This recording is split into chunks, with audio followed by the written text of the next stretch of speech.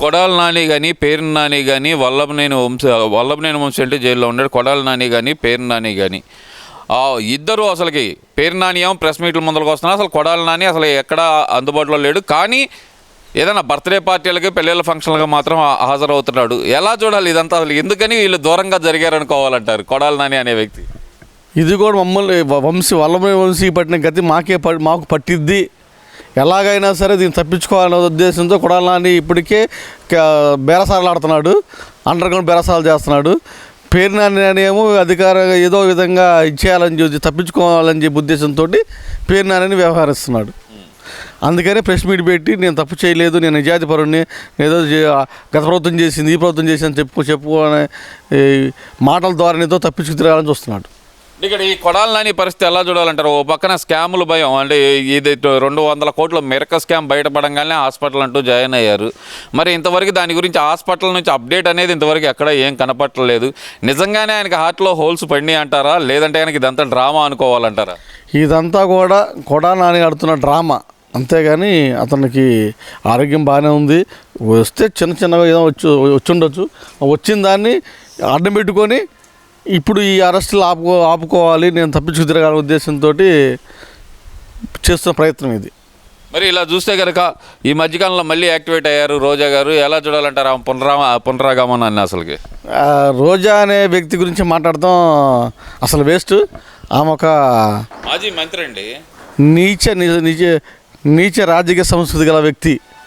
ఆమెని రాజకీయ నాయకురాలుగా అనుకోకూడదు. జబర్దస్త్ రోజా అంటే సరిపోద్ది. ఆమెకి జబర్దస్త్ సినిమాలు తీసుకోవడం, జబర్దస్త్ షోలు చేసుకోవడం తప్ప రాజకీయ లక్షణాలు కానీ రాజకీయ విశిక్షణ ఉన్న వ్యక్తిగా లేదు. విశిక్షణ రహితం కూలిపోయి ఏదో అల్లచిల్లరగా తిరిగే వ్యక్తిగా మాట్లాడుతుంది తప్ప రోజా ఒక పరిణితి చెందిన వ్యక్తిగా మాట్లాడడం లేదు. ఎందువల్ల అంటారు? ఆమెను అసలు రాజకీయ నాయకురాలుగా ఎందుకు చూడలేదంటారు? అసలు మాట్లాడిన మాటలు అయితే చాలా తీవ్రమైన వ్యాఖ్యలు అయితే చేస్తుంది. ఆడంగి వెధవలు అంటూ ఆమె చేసిన తీవ్రమైన వ్యాఖ్యలు కూడా ఉన్నాయి కదా.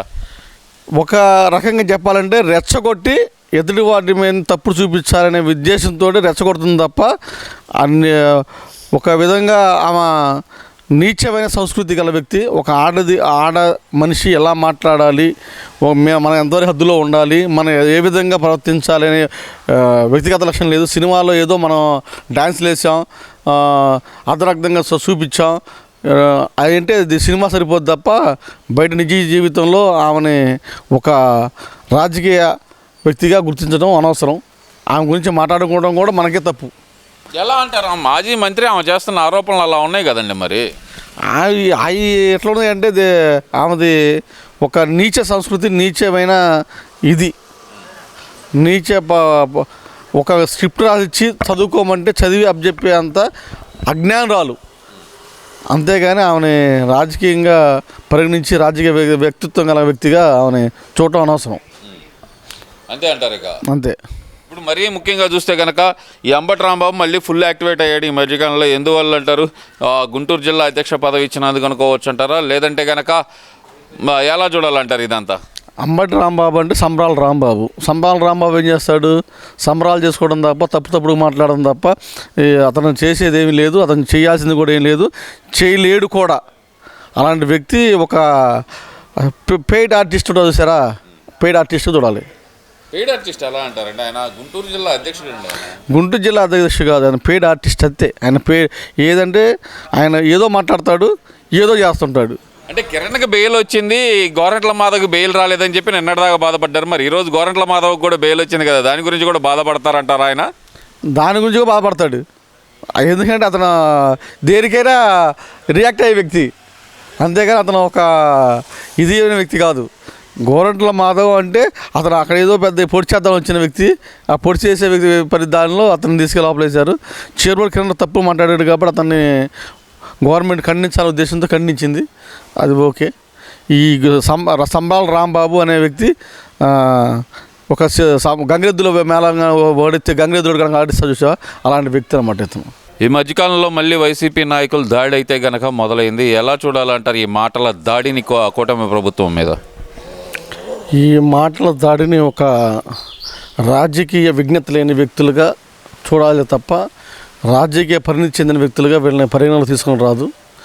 ప్రజలే బుద్ధి చెప్పి వీళ్ళని అధికారం నుంచి తోలొచ్చినా కానీ ఇంకా మేము అధికారంలో ఉన్న భ్రమలో మాట్లాడుతున్నారు తప్ప మేము అధికారం ఎందుకు కోల్పోయాము, ఎలా కోల్పోయాము, ఏం చేసాము, ఏ తప్పు చేసి మమ్మల్ని ప్రజలు ఓట్లు వేయకుండా మమ్మల్ని ఏసరించుకున్నారనే ఒక విజ్ఞతతో ఆలోచించి మాట్లాడే వ్యక్తులు కాదు వీళ్ళంతా ఒక స్క్రిప్ట్ రాసిస్తే చదివి దాన్ని బట్టి చెప్పే వ్యక్తుల్లాగా పరిగణించాలి. వీళ్ళ రాజకీయ సన్యాసులుగా గుర్తించాలి వీళ్ళని. అంటే ఇక్కడ ప్రధానంగా చూస్తేనేమో వరుస పెట్టి ఒకళ్ళు లిక్కర్ స్కామ్ గురించే మాట్లాడుకుందాం.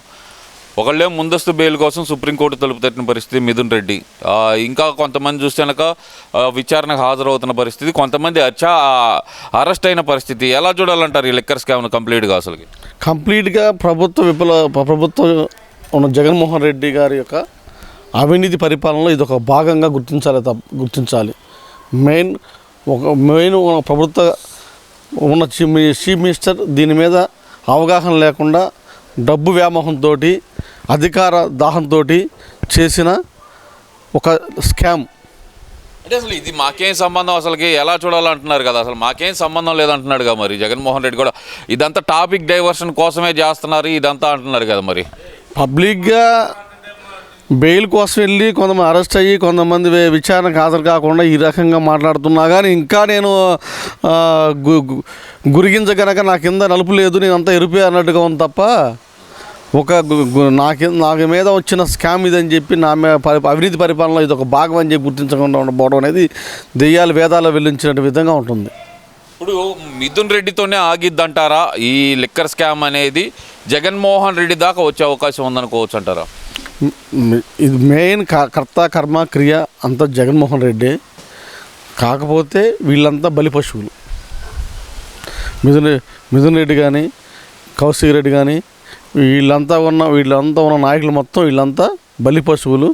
అసలు మెయిన్ కార్యకర్త కర్త కర్మ క్రియ అంతా జగన్మోహన్ రెడ్డి గారు. ఆయన దాకా వెళ్ళగలుగుతారంటారా? అసలుకి ఈ సిట్ అనేది అక్కడ దాకా వెళ్ళే ఛాన్స్ ఉందంటారా? అసలుకి సిట్ అనేది వెళ్ళిద్ది, అది అధికారం ఉపయోగించి వాళ్ళు నిబద్ధతతో నిజాయితీగా విచారణ జరిపితే కంపల్సరీగా జగన్మోహన్ రెడ్డి కూడా ఒక ముద్దాయిగా పరిగణించవచ్చు. ఇప్పుడు ముఖ్యంగా చూస్తే కనుక మరి జగన్మోహన్ రెడ్డి ఈ మధ్యకాలంలో ఎందుకు హడావుడి పడుతున్నారు, ఎందుకు కంగారు పడుతున్నారు అనుకోవచ్చు అంటారు?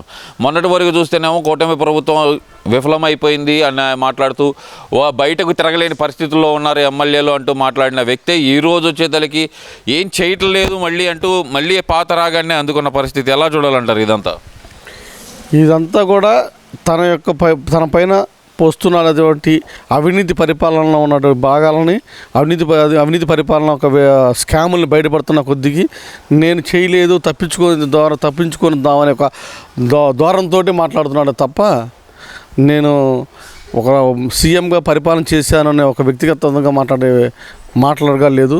అతను ఒక అధికార దాహంతో ధన వ్యామోహంతో చేసిన తప్పులన్నీ కూడా బయటపడుతున్నాయి కాబట్టి అతను తప్పించుకున్న తర్వాత మాట్లాడుతున్నాడు.